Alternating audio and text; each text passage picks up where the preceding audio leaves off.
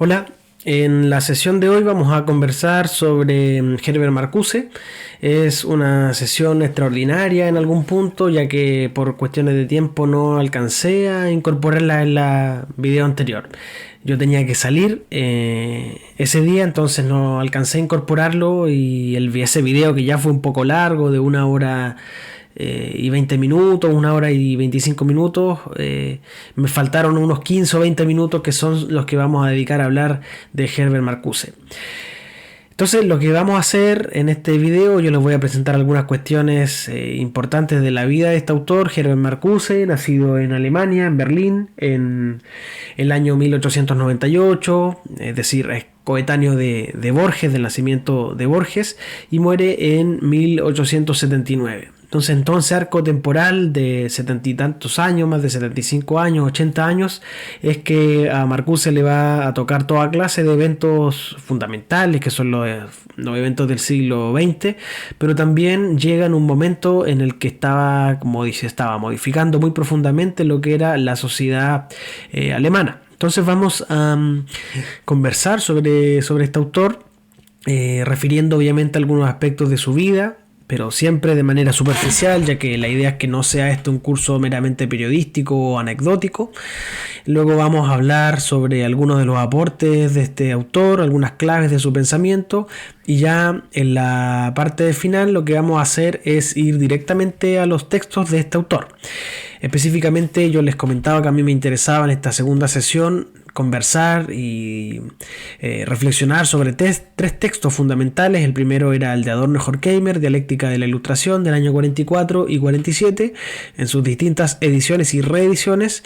Y el segundo era el de Adorno, Dialéctica Negativa, del año 1966. Y el tercero de ellos es el de Herbert Marcuse, El hombre unidimensional, de 1964. Esto es muy significativo, esta fecha, porque fue editado 3-4 años antes de las famosas revueltas parisinas del año 68, y no solo parisinas, sino del mundo entero, porque en distintos lugares hubo revueltas estudiantiles, revueltas del mundo juvenil, podríamos llamar, o por llamar de algún modo a esta serie de movimientos. Se llamó el movimiento de movimientos. Incluso en la bibliografía especializada se conoce lo que fue la irrupción de esos grupos, como los hippies, esos grupos como los estudiantes, esos grupos como, para el caso latinoamericano, comunidades indígenas, militantes de la izquierda revolucionaria, en fin. Un grupo muy, muy dispar, que no solo bebían de las fuentes marxistas, sino también de fuentes meramente culturales, como es, ya sabrán, el mundo hippie y todo el influjo que recibieron de los poetas beat, de la Beat Generation, es decir, Jack Kerouac, es decir, Allen Ginsberg, entre otros autores, Ferlinghetti también.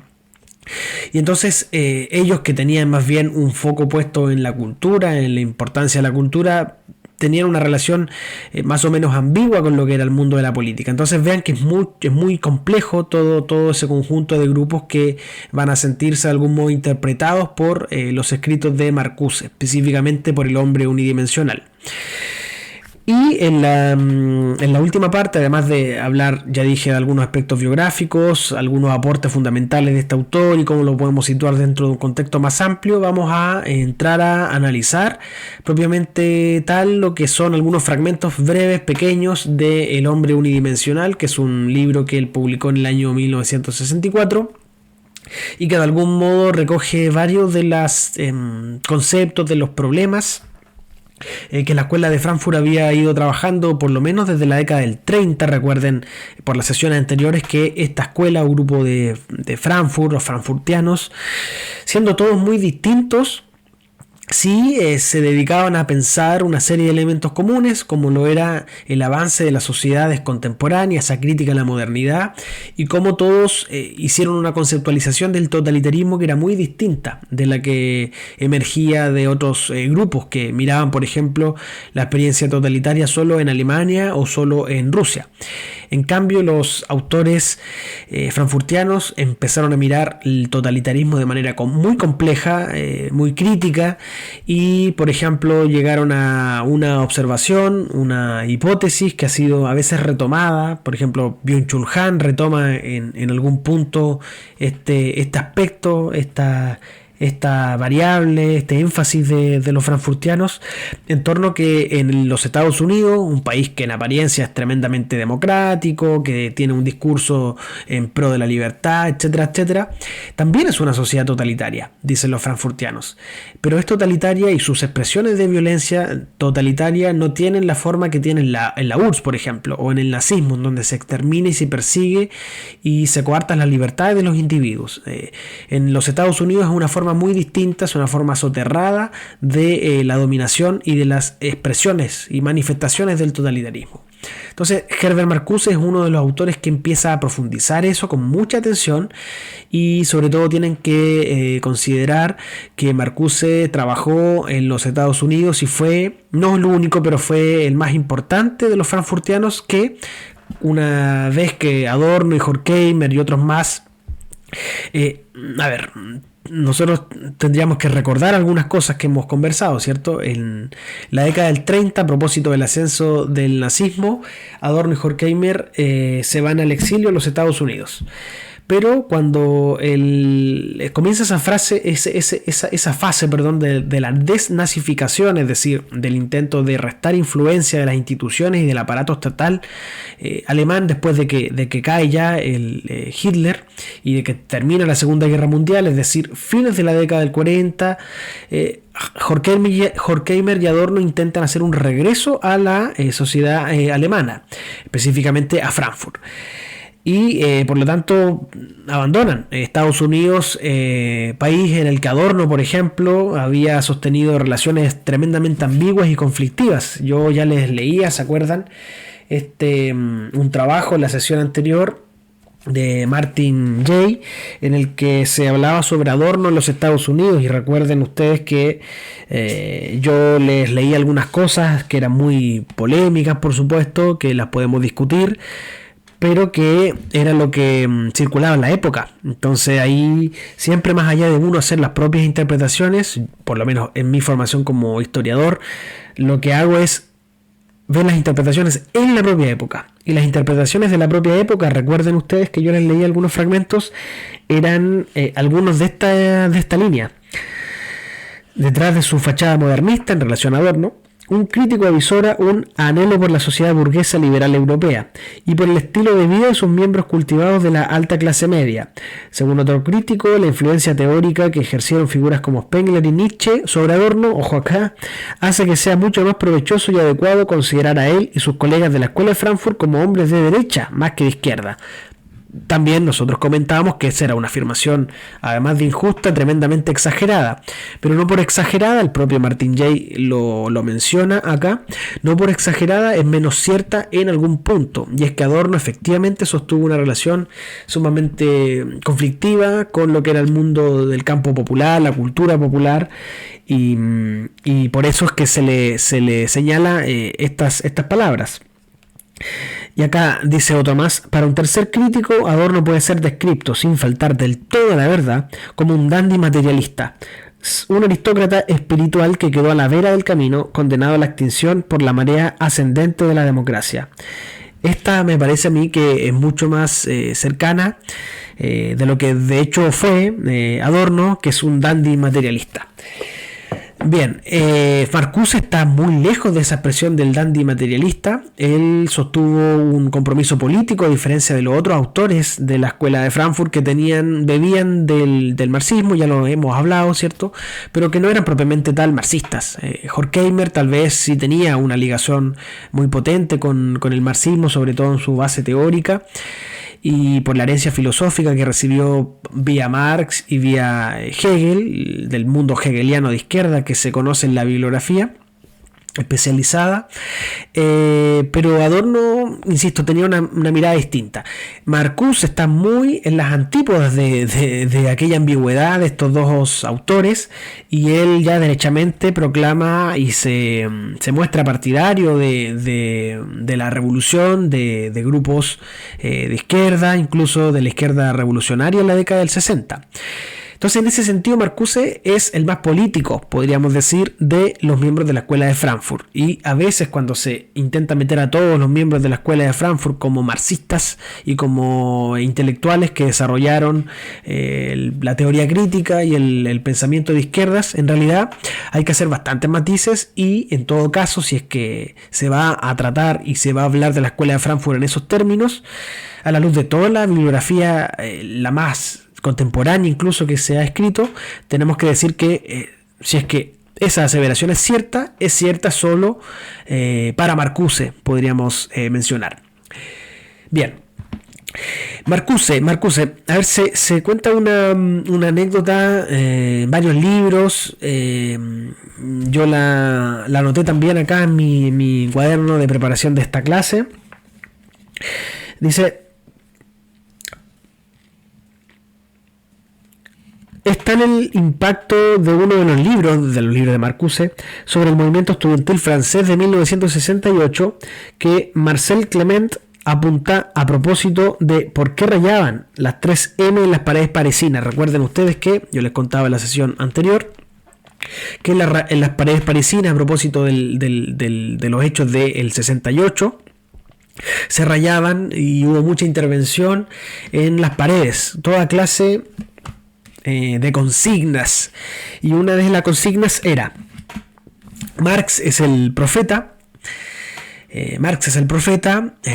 Marcuse es el intérprete y Mao es la espada. Esa era la máxima que se rayaba. Entonces, Marcuse como intérprete ¿de qué? De lo que estaba sucediendo en la década del 60, pero con una actualización de todo lo que había sido la crítica a través del estalinismo y las expresiones de lo que estaba sucediendo en la URSS.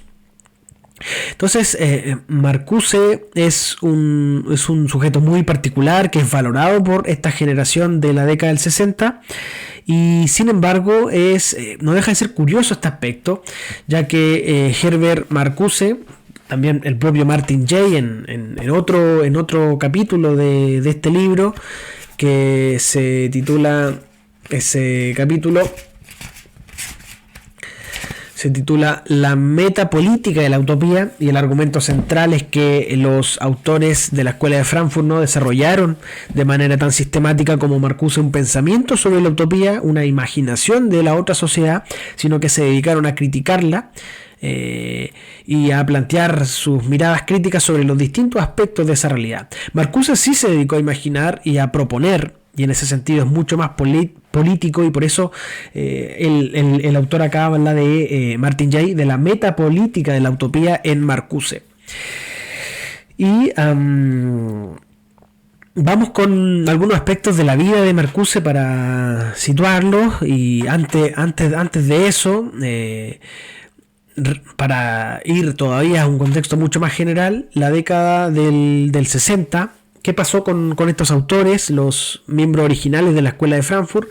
Nosotros dijimos ya que Adorno había pasado de ser una de las principales caras, lo mismo que Horkheimer, a ser desplazado ya. Él en la década finales del 40, 50, 60 empieza a ganar, sobre todo fines de los 50 y primeros años de la década del 60, comienza a ganar un serio prestigio en el campo, por lo menos de la escuela europea, ¿no? Así en los Estados Unidos.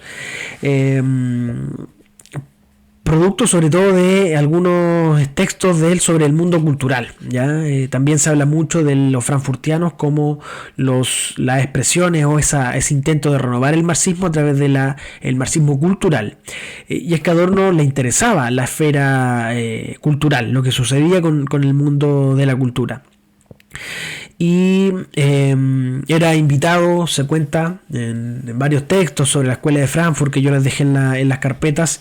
Se cuenta que hacia 1965, por ejemplo, Adorno daba lo invitaban a hablar sobre Schubert, por ejemplo, sobre algún aspecto muy específico y muy especializado de la alta cultura, y llenaban esos museos o llenaban esos teatros en los que era había invitado, y por lo tanto era muy bien considerado en la sociedad alemana.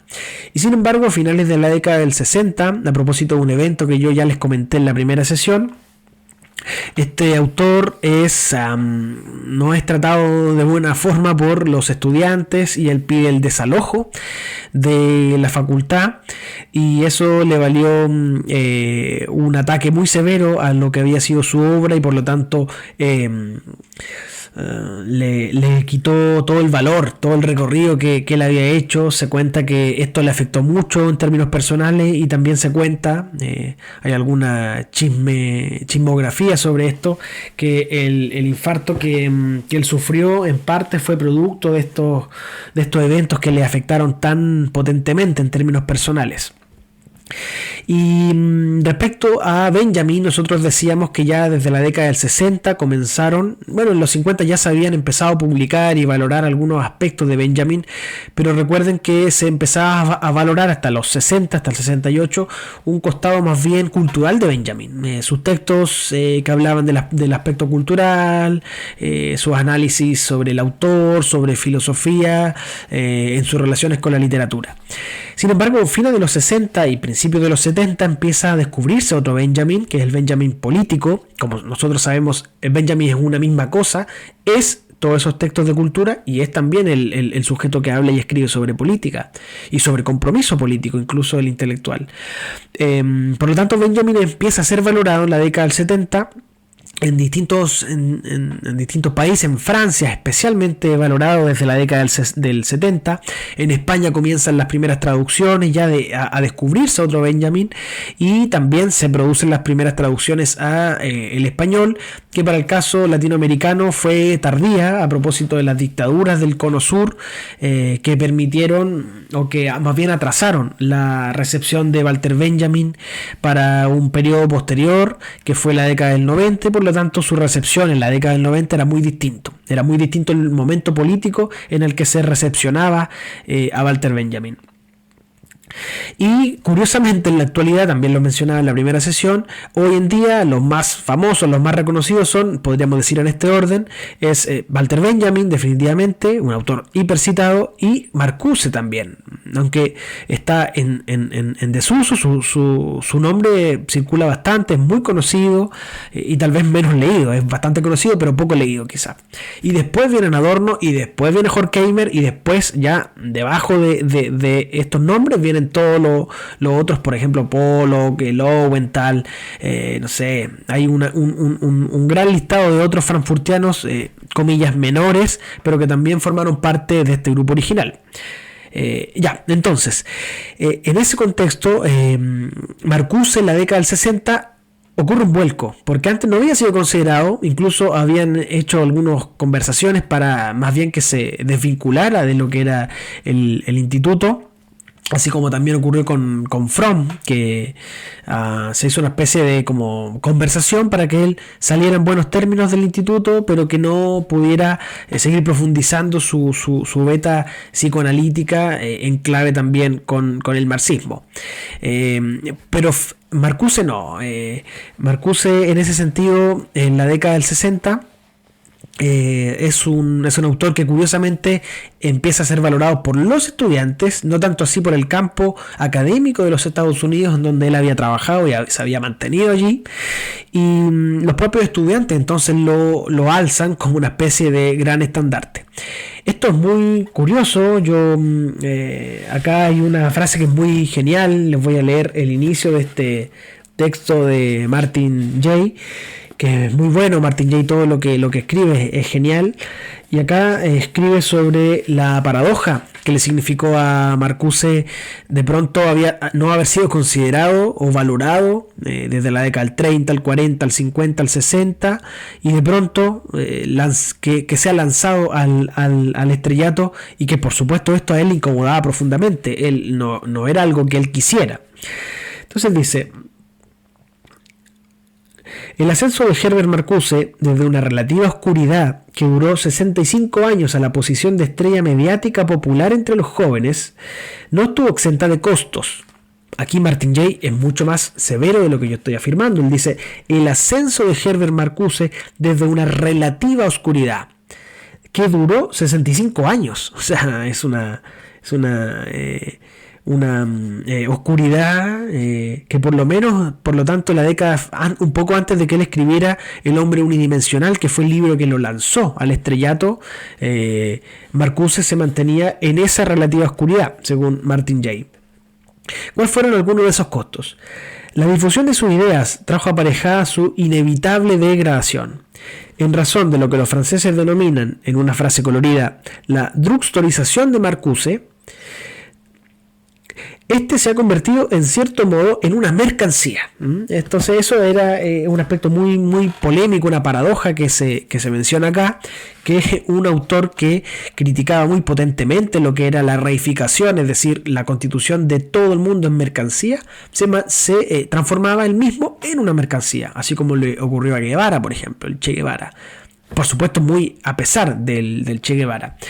Entonces, es ese mecanismo muy extraño que Herbert Marcuse va a trabajar en sus textos, de cómo las sociedades capitalistas incorporan, armonizan incluso los aspectos que son tremendamente contradictorios. En este caso Marcuse, un tipo que es de izquierda, un tipo que se demuestra con un compromiso intelectual y que es crítico de la sociedad capitalista, y la sociedad también de la comunista también, tenemos que decir, él es crítico de lo que denomina más bien una racionalidad transversal, que es una razón instrumental. Recuerden ustedes que ya la trabajaba Horkheimer, esa razón instrumental, es decir, concebir todo en términos de eficiencia y de avance de lo moderno, podríamos mencionar.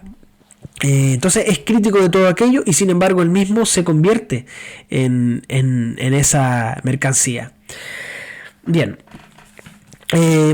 Marcuse, él, como les mencioné, tuvo que hacer un largo recorrido antes de poder ser valorado en todos sus textos, en todos los aportes que él hizo. Si vamos nosotros a la formación de Marcuse y el recorrido, ¿qué es lo que había hecho antes? Tenemos que ya en la década del 20, él en Friburgo había estudiado con Heidegger. Había sido un discípulo de Heidegger, había estudiado sus textos que estaba escribiendo sobre Ser y Tiempo en la misma época en la que se estaban produciendo y después publicando. Y sin embargo él también siempre tenía una crítica a Heidegger, que era él, a ver, para decirlo en breve, se ha simplificado también mucho esto de concebir a Marcuse como un intento bastante temprano, antes de los franceses, de congeniar por un lado el existencialismo, en este caso en clave alemana a través de Heidegger, el existencialismo, con las corrientes marxistas. Entonces él intentó hacer las dos cosas, se dio cuenta que era difícil y de hecho tuvo algunos conflictos con Heidegger que se profundizaron todavía más cuando este se unió a las filas del partido nazi. Y Marcuse nunca pudo ingresar al aparato universitario antes de su exilio, porque el mismo Heidegger de hecho no era partidario de este uso, de esta apropiación que Marcuse hizo en su tesis doctoral sobre la propia filosofía de Heidegger, pero en diálogo y articulándola con el marxismo. Entonces en Alemania hay una prueba de preparación que es como una segunda tesis, para decirlo en simple, que es la que te permite ingresar a la universidad, ser profesor de universidad. Recordemos, o más bien no recordemos, porque esto lo trabajamos en el curso sobre Benjamin, que Benjamin tampoco pudo sortear ese escollo, porque ahí en este caso fue Horkheimer quien con los otros miembros de la comisión de tesis consideraron que era un texto demasiado oscuro y que no se lo aprobaron. Por lo tanto, por eso Benjamin no pudo tampoco ingresar al campo universitario. Y Marcuse tampoco, y por eso es que después sus primeras experiencias, ya de manera mucho más profesional, mucho más formal, esa es la palabra, más que profesional, formal, son en los Estados Unidos. Ahí son sus primeras experiencias. Y él intenta seguir desplegando esa relación entre el existencialismo y el marxismo. Luego incorpora lo que son las perspectivas psicoanalíticas, que también siempre van a estar muy presentes en Marcuse, y por cierto nunca pierde de vista los propios trabajos de Adorno y de Horkheimer, y sobre todo esta formación que todos los frankfurtianos tienen, en tanto alemanes, en la filosofía hegeliana, y sobre todo el aspecto de la dialéctica, es decir, ese interés en cómo de los opuestos se constituye una síntesis, es decir, un tercer elemento. Eso para estos autores y para Marcuse en particular es tremendamente importante en todo su sistema de pensamiento. Ya, entonces recordemos mucho, tengamos muy presente ese aspecto, la dialéctica y cómo funcionan las contradicciones, porque eso Marcuse va a observar que en la década del 60 ya no hay contradicciones y que fueron absorbidas esas contradicciones. Entonces eso plantea nuevos problemas. Ya, Marcuse entonces, al igual que todos los frankfurtianos, entra en diálogo con las ciencias sociales, la filosofía, la ciencia social, el psicoanálisis, en clave de marxismo y de existencialismo. Y lo que él va a intentar hacer, por lo que se le reconoce, una de las cosas que se le reconocen es por su análisis de lo que él denomina el capitalismo tardío, que es un capitalismo muy distinto del imaginado y del pensado, más que imaginado, el que se dedicó a hacer el balance, la evaluación Marx en el surgimiento desde la segunda mitad del siglo XIX. Entonces Marcuse intenta pensar cuáles son las particularidades de ese sistema en el mundo que él le toca vivir, que es sobre todo de los 30 en adelante, de los 40 en adelante, le llama el capitalismo tardío o las sociedades industriales avanzadas. El término este es muy interesante, sociedades industriales avanzadas, porque te permite incorporar tanto a los Estados Unidos como a la URSS. ¿Ya? Los dos son sociedades industriales avanzadas. A ver, él tiene varios trabajos. Nosotros nos vamos a dedicar a conversar sobre el hombre unidimensional. Y aquí me interesa que podamos ir al texto, que lo abran y que sobre todo vayamos viendo y discutiendo algunas partes de la introducción y el capítulo 1, que son tremendamente importantes. Bien, la pregunta es, el hombre unidimensional. ¿Qué es el hombre unidimensional? ¿Por qué este título? ¿Y cuál es la caracterización que Marcuse hace? El hombre unidimensional es una categoría que le permite pensar a Marcuse una descripción del estado de cosas en las sociedades industriales, en las sociedades del capitalismo avanzado. ¿Y por qué es solo una dimensión? La única dimensión que prevalece es la dimensión de la eficiencia, de la razón instrumental, y por eso les digo que saca conceptos tomados ya de Horkheimer y de Adorno y de los frankfurtianos en general.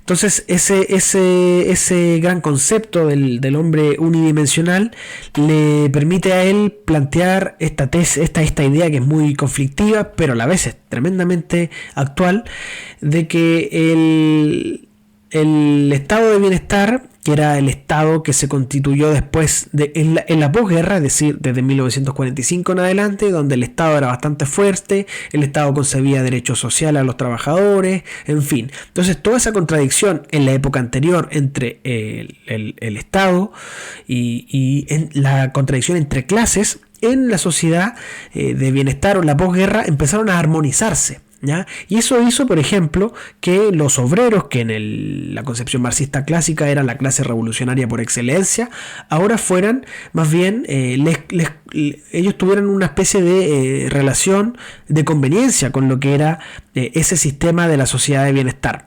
Entonces Marcuse se hace la pregunta de qué pasó con esa clase revolucionaria por antonomasia y dónde está ese grupo, ese sector.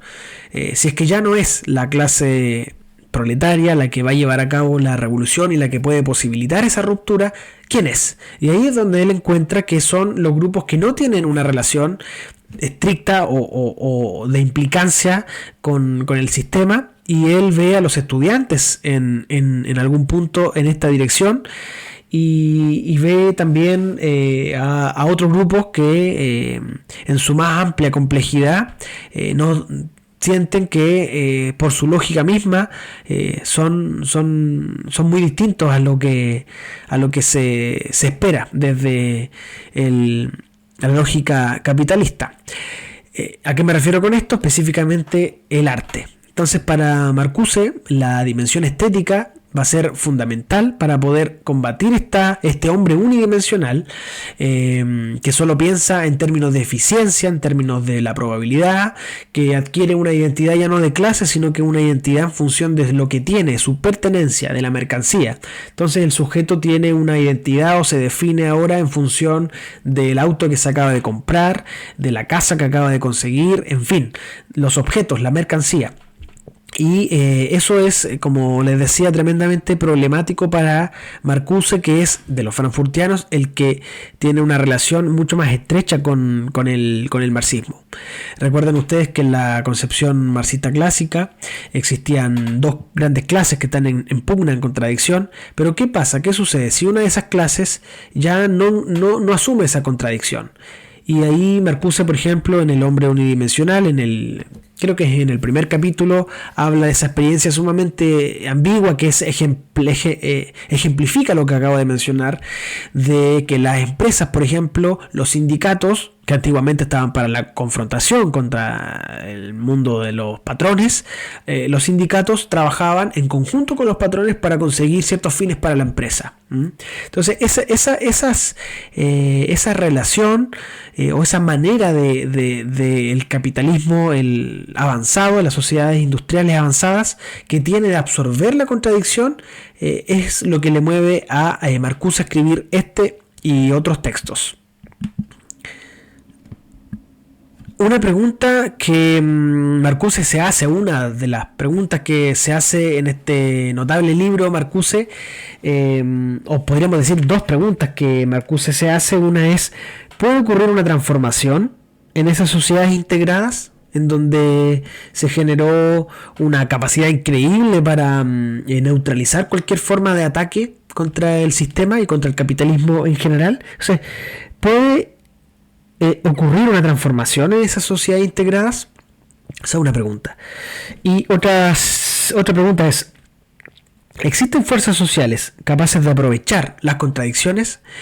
Y ahí, como le mencionaba antes, Marcuse ve, por ejemplo, los estudiantes, pero él ve otra cosa, que por eso lo hace tan pertinente para nuestros países y en la década del 60, y también fue muy citado. Bueno, yo estudio en parte este aspecto y me consta la influencia que tuvo Marcuse en los movimientos estudiantiles, en las ciencias sociales de Sudamérica sobre todo, porque Marcuse ahí es donde ve la posibilidad y ve en el tercer mundo en general una esperanza, porque no hay, en el tercer mundo, a diferencia de Europa, de la posguerra, no había un estado de bienestar. El Estado no había reconocido derechos, o no había reconocido tanto los derechos como se habían reconocido en la sociedad europea, e incluso habían varios casos, recuerden ustedes, los 60, tempranos 60 incluso, de inestabilidad. En el caso argentino, la proscripción de la fuerza social más importante en ese entonces, que contaba con mayor apoyo, que era el peronismo.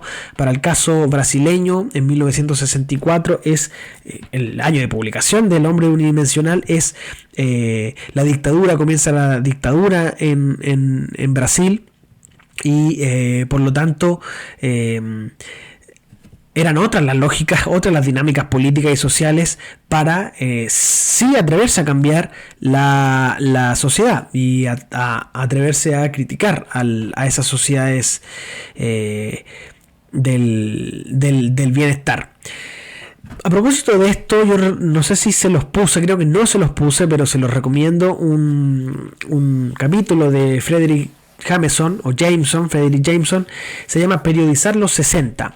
Este autor, en ese texto, que si les interesa me lo pueden pedir y yo se los mando, él postula una mirada sumamente novedosa sobre cómo pensar la década del 60, y él dice que los movimientos del 68 en realidad son inconcebibles Siempre se habla del 68 como Europa, Francia, Alemania, Estados Unidos, pero son inconcebibles, dice él, porque en sentido estricto los 60 comenzaron desde el tercer mundo. Por lo tanto, siempre hay que pensar los 60 de manera interconectada y cómo el tercer mundo puso en juego y dio inicio a toda una dinámica muy distinta que son los 60, que es una dinámica del compromiso de los intelectuales, del compromiso del arte y de la acción revolucionaria en un sentido muy amplio, ¿cierto? Y ahí hay muchos libros que ustedes pueden leer, completos o fragmentos. Yo les recomiendo sobre todo el de Claudia Gilman, Entre la pluma y el fusil, que es un libro muy bueno. También hay otro sobre la Guerra Fría Cultural de Germán Alburquerque, que se llama La trinchera letrada.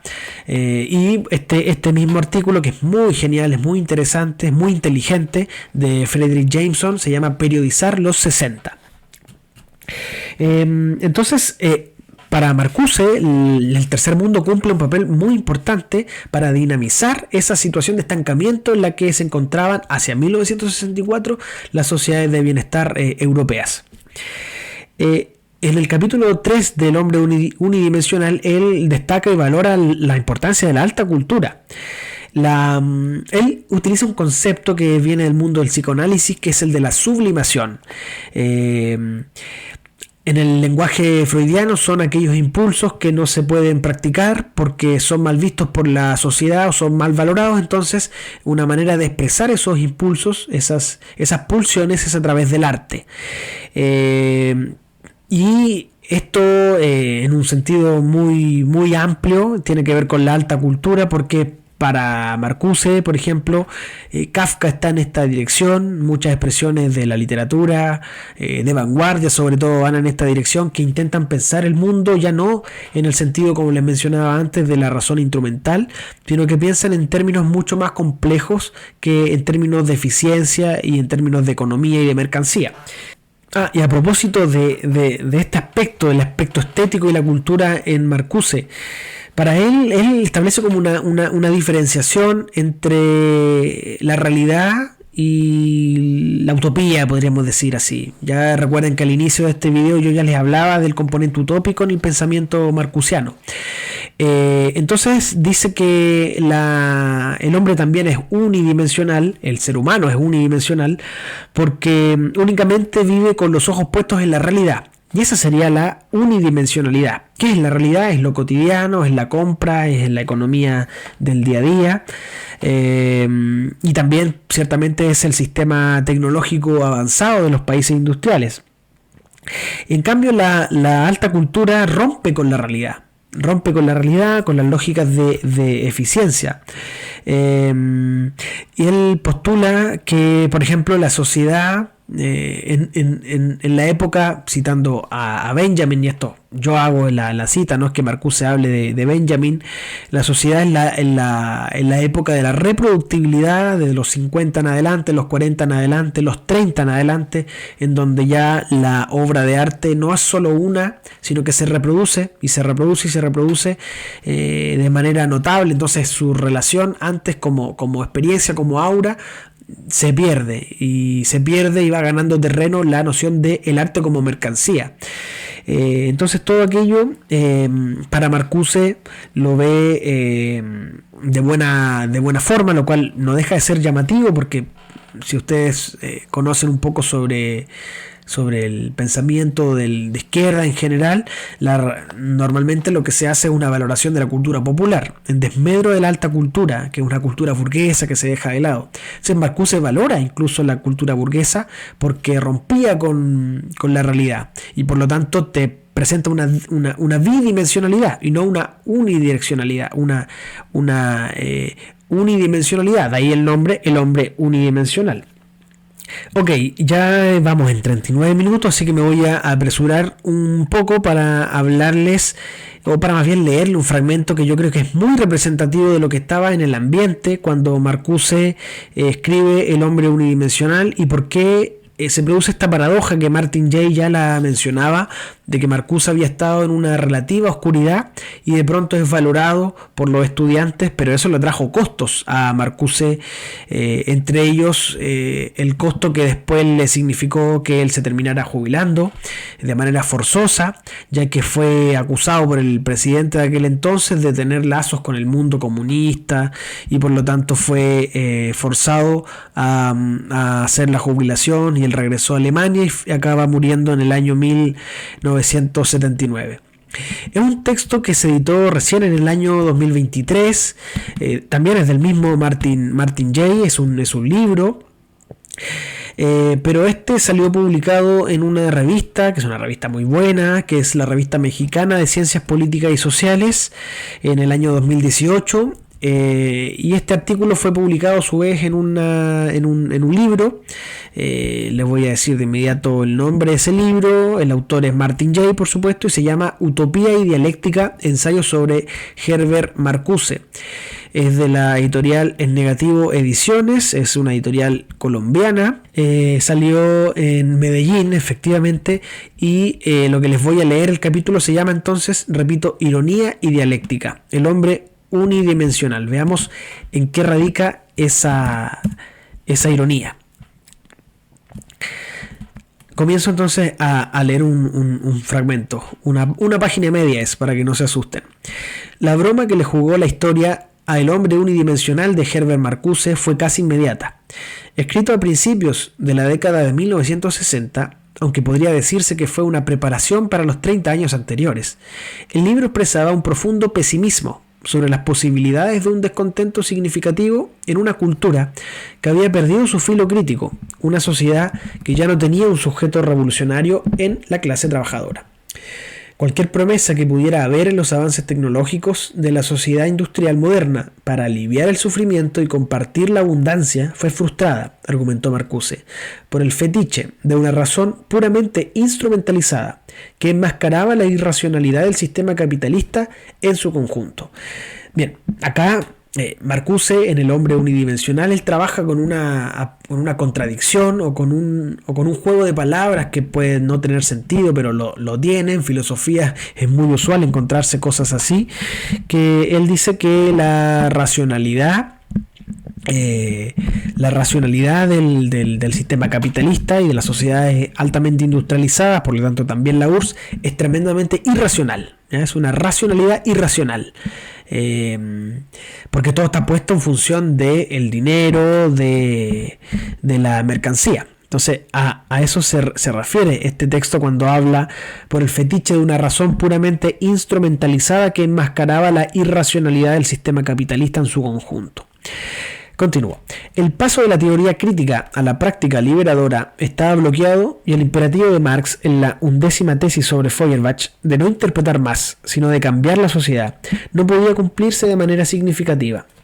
La teoría crítica de la sociedad, concluyó sombríamente Marcuse, no posee conceptos que puedan tender un puente sobre el abismo entre el presente y su futuro, sin sostener ninguna promesa ni tener ningún éxito. Sigue siendo negativa. La única alternativa que podía vislumbrar era un vago gesto de solidaridad con los que seguían marginados por el sistema, los marginados que dedican quijotescamente su vida a lo que llamó, un tanto melodramáticamente con mayúsculas, el gran rechazo, ¿ya? Y ahí entran precisamente los estudiantes que formaban parte de esos grandes grupos de marginados que en tanto estudiantes aún no entraban, un porcentaje al menos de ellos, al mundo laboral y profesional, por lo tanto estaban ahí en una situación flotante, y él vaticinaba que podrían ser importantes como nuevos sujetos revolucionarios. Ahí es muy importante ese aspecto, porque él empieza a pensar, ¿cuál es el sujeto de la revolución en la década del 60? Y esa pregunta ciertamente es muy pertinente para el 2024. ¿Cuál es el sujeto de la transformación? ¿Dónde está ese sujeto de la transformación? ¿Existe el sujeto de la transformación o no existe? Esa es una pregunta muy interesante que, aunque suena bastante extraño, pocos habían puesto en duda, porque bueno, en el pensamiento de Marx el sujeto revolucionario es ciertamente el proletariado en la época en la que le toca vivir, ¿cierto? Para el momento previo a la Revolución Francesa, la clase revolucionaria no había sido el proletariado porque no existía, no había revolución industrial, sino que era la burguesía. Y entonces va cambiando, si ustedes se fijan, el sector del grupo revolucionario. Y hasta la década del 60, no digamos que nadie, pero nadie, esto sí podríamos decirlo con cierta seguridad, nadie lo había hecho con la repercusión que significó una repercusión fundada en los hechos mismos, es decir, Marcuse habla de esto y 4 o 5 años después ocurren que esos mismos marginados del sistema son los que llevan a cabo estas rebeliones, ¿ya? Entonces, eso es muy importante de seguir. Sigo. Aunque Marcuse ya había introducido la distinción entre unidimensionalidad y bidimensionalidad en la década de 1930, el libro también puso a disposición de la audiencia estadounidense por primera vez muchos de los argumentos de sus antiguos colegas del Instituto de Investigación Social, en particular los de Dialéctica de la Ilustración de Max Horkheimer y Theodor Adorno, una obra que aún no se había traducido y que, de hecho, ni siquiera estaba impresa en alemán y por lo tanto era prácticamente desconocida en el mundo de habla inglesa.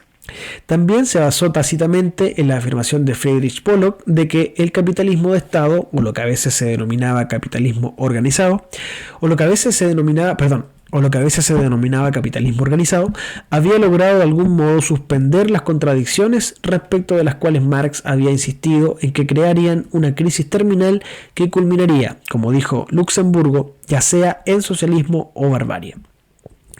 Con esto cierro. Pero mientras que los análisis de Horkheimer, Adorno y Pollock habían sido concebidos en los años desesperados de la Segunda Guerra Mundial, en lo que podría decirse que fue el punto más bajo de la civilización occidental moderna, el hombre unidimensional apareció en una coyuntura histórica muy diferente, un momento en el que la desesperación había dado paso a cierta complacencia sobre la superioridad del estilo de vida americano frente a los totalitarismos de derecha e izquierda. Gran parte de su poder procedía de la forma implacable e incondicional en que Marcuse desacreditó esa suposición, atreviéndose a cuestionar el valor del estado de bienestar, denunciando la tesis del fin de la ideología como ideológica en sí misma y vinculando las tendencias de la filosofía académica con las de la filosofía de la sociedad en su conjunto. Si, como dijo Adorno en Mínima Moralia, en el psicoanálisis nada es tan verdadero como sus exageraciones, el hombre unidimensional también parecía llegar a verdades hasta entonces ocultas, porque su autor estaba dispuesto, sin disculpas, a empujar sus argumentos a extremos hiperbólicos. La suya ciertamente no era la visión de Estados Unidos, que la mayoría de nuestros ciudadanos compartían en 1964. De hecho, el argumento del libro era precisamente que las artimañas desconcertantes de nuestra cultura les habían impedido ver a través de ello, pero en su desmesura muy intransigente esperaba abrir un desgarro en el tejido del anodino consenso que aún prevalecía. Bueno, acá Martin Jay ciertamente está hablando de que Adorno, su mirada, su particular mirada sobre lo que era el mundo y la sociedad estadounidense, estaba totalmente aislado, o sea, pensaba en soledad porque todos se mostraban complacientes con lo que estaba sucediendo a propósito del desarrollo económico y de algunas guerras que se estaban librando, me refiero por supuesto a la guerra de Vietnam, y en ese sentido Marcuse estaba más bien solo en su análisis del mundo de los Estados Unidos. Llego hasta acá entonces con el libro de Martin Jay sobre el hombre unidimensional y ahora pasemos a aplicar esas observaciones de Martin Jay en el propio libro de Marcuse. En el prefacio de la edición francesa, Herbert Marcuse presenta los postulados generales de su obra. Dice al inicio: he analizado en este libro algunas tendencias del capitalismo americano que conducen a una sociedad cerrada porque disciplina e integra todas las dimensiones de la existencia, privada o pública. Y ahí entonces ya está la idea de el hombre unidimensional. Y otra idea que ya veníamos conversando es la idea de la integración. Y a ver, esto es muy actual, incluso podríamos decir, porque claro, en la década del 60 el tercer mundo no se mostraba parte de esta integración. Sin embargo, en la actualidad, países como Chile, que tienen en el aspecto económico algunos índices que alguna gente ha celebrado y que otras instituciones han criticado, Parece ser incluso que la clase baja se encuentra, o la clase media incluso, se encuentra favorablemente aceptando esos derechos, esos créditos que se le ha dado, esos bonos que se le han dado, y están bajo una idea de consumo y de la realización personal a través del consumo y no a través de otros aspectos. Si les interesa pensar a lo que me estoy refiriendo, hay un libro de Thomas Mullian que se llama Chile Actual, Anatomía de un Mito, del año 97, y en ese libro el autor un poco habla del Chile actual, el Chile actual de finales de los 90, que es el Chile de los grandes consensos, donde en apariencia no hay contradicciones, en fin, para decirlo con otra idea muy famosa de la época, el fin de la historia, el fin de las utopías. Y esa es la razón por la cual también Marcuse, de algún modo, quizás muy a pesar de él, estoy seguro de esto, fue utilizado también por otra teoría que a veces se integra con la escuela de Frankfurt, o alguna gente también más bien despistada se integran en la escuela de Frankfurt, pero no tienen absolutamente nada que ver, que es el posmodernismo. Los posmodernistas exacerban algunas de las ideas de Marcuse, de que ya no se encuentra resistencia, ya no hay contradicciones, el sujeto revolucionario cambió. Sigamos entonces leyendo para desglosar y terminar ya con esta sesión. Dos resultados de esta sociedad son de particular importancia: la asimilación de las fuerzas y de los intereses de oposición en un sistema al que se oponían en las etapas anteriores del capitalismo, y la administración y la movilización metódicas de los instintos humanos, lo que hace así socialmente manejables y utilizables a elementos explosivos y antisociales del inconsciente. El poder de lo negativo, ampliamente incontrolado en los estados anteriores del desarrollo de la sociedad, es dominado y se convierte en un factor de cohesión y de afirmación. Los individuos y las clases reproducen la represión sufrida mejor que en ninguna época anterior, pues el proceso de integración tiene lugar, en lo esencial, sin un terror abierto. La democracia consolida la dominación más firmemente que el absolutismo, y libertad administrada y represión instintiva llegan a ser las fuentes renovadas sin cesar de la productividad.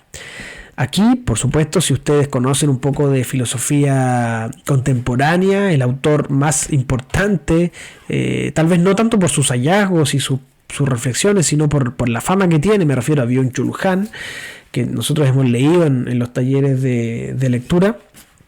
Esto es Byung-Chul Han. Byung-Chul Han conoce y leyó muy bien Marcuse y sigue esa línea de que ahora el individuo se explota a sí mismo, de que hay una dominación soterrada y nuevas formas de dominación, y ya no la dominación que funcionaba solamente bajo el terror. Miren, voy a bajar a otro fragmento importante. Con esto nos detenemos y finalizamos. Bien, ya hablábamos que para Marcuse uno de los grupos que se encontraban marginados y que él miraba con buenos ojos este grupo como un grupo que podría hacer la revolución, eran los estudiantes. Veamos lo que dice sobre los estudiantes en el prólogo a la edición francesa. Dice así, la página 9. Por esta razón es de una importancia que sobrepasa de lejos los efectos inmediatos que la oposición de la juventud contra la sociedad opulenta reúna rebelión instintiva y rebelión política. Marcuse era especialmente crítico de los grupos de estudiantes, y si bien es cierto lo erigieron como una especie de intérprete. Recuerden la frase que yo les mencionaba: Marx es el profeta, Marcuse es el intérprete, Mao es la espada. Esa era la frase que se escribía, que se rayaba, que se comentaba. Y Marcuse como intérprete, lo que interpretaba a partir de lo que observaba tanto en los Estados Unidos como en el mundo francés después, es que estos grupos tenían una rebelión contra los valores que era meramente instintiva y que no era fruto de una racionalidad política preparada.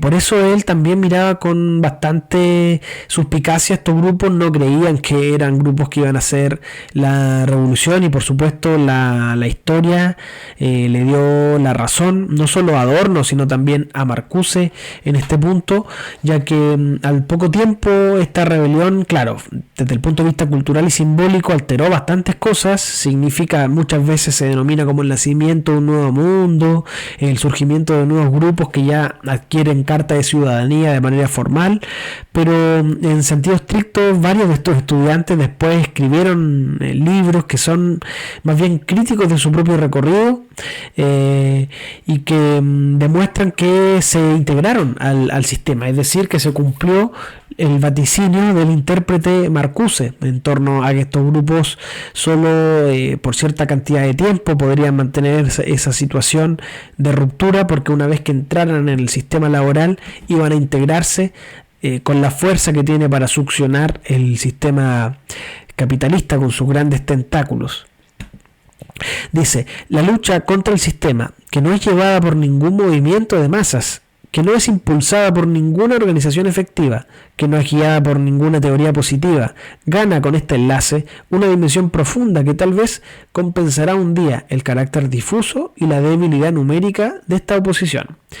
Lo que se busca aquí no es simplemente una sociedad fundada sobre otras relaciones de producción. Se trata de una sociedad en la cual las nuevas relaciones de producción y la productividad desarrollada a partir de las mismas sean organizadas por los hombres, cuyas necesidades y metas instintivas sean la negación determinada de los que reinan en la sociedad represiva. Así, las necesidades no sublimadas, cualitativamente diferentes, darán la base biológica sobre la cual podrán desarrollarse libremente las necesidades sublimadas. Recuerden, yo les comentaba ese concepto que viene del psicoanálisis de la sublimación. En ese mismo prólogo a la edición francesa, él habla un poco de la importancia de constituir un movimiento global. La expansión que salva el sistema, o al menos lo fortalece, no puede ser detenida más que por medio de un contramovimiento internacional y global. Por todas partes se manifiesta la interpretación global. La solidaridad permanece como el factor decisivo. También aquí Marx tiene razón. Y es esta solidaridad la que ha sido quebrada por la productividad integradora del capitalismo y por el poder absoluto de su máquina de propaganda, de publicidad y de administración. Es preciso despertar y organizar la solidaridad en tanto que necesidad biológica de mantenerse unidos contra la brutalidad y la explotación humanas. Esta es la tarea. Comienza con la educación de la conciencia, el saber, la observación y el sentimiento que aprende lo que sucede, el crimen contra la humanidad. La justificación del trabajo intelectual reside en esta tarea, y hoy el trabajo intelectual necesita ser justificado. Esto Marcuse lo firma en febrero del año 1967, por lo tanto es tremendamente, efectivamente se cumple ese rótulo de intérprete que le estaban poniendo al propio Marcuse. En la introducción, ustedes después la pueden leer, él habla de la parálisis de la crítica y una sociedad sin oposición, y en tanto sociedad sin oposición es una sociedad unidimensional. Bien, me quedaron muchas cosas por mencionar, se me hizo un poco larga la primera parte que yo les daba el contexto, y por lo tanto no vamos a alcanzar a comentar los otros capítulos, pero bueno, tampoco creo que era el objetivo en términos de realismo, porque no se puede simplemente comentar un libro en 1 hora, ni en media hora, ni en 3 horas. Un libro siempre se tiene que leer al ritmo que demora la lectura. Entonces espero dejarles yo la motivación para que ustedes se acerquen a este pensador Marcuse. Si no lo conocían, que vayan a ver sus textos, a buscar sus textos. Es un autor tremendamente pertinente, actual, que desde múltiples costados ustedes lo pueden encontrar. Es un tipo también muy inteligente, porque hace cruces de varias disciplinas que nadie se había atrevido a hacer, y él le pone un componente político, además, que es muy valiente hacerlo, y como dicen la gente mayor, murió con las botas puestas en ese sentido, porque él nunca rehusó de su trabajo intelectual crítico y comprometido, y eso le valió, como les mencionaba antes ya, que saliera con bastante polémica del mundo universitario de los Estados Unidos, y después él se movió en algunas partes de manera más bien informal y acabó después regresando a Alemania, que fue el país donde él murió en 1979. Buenas noches, al menos por acá.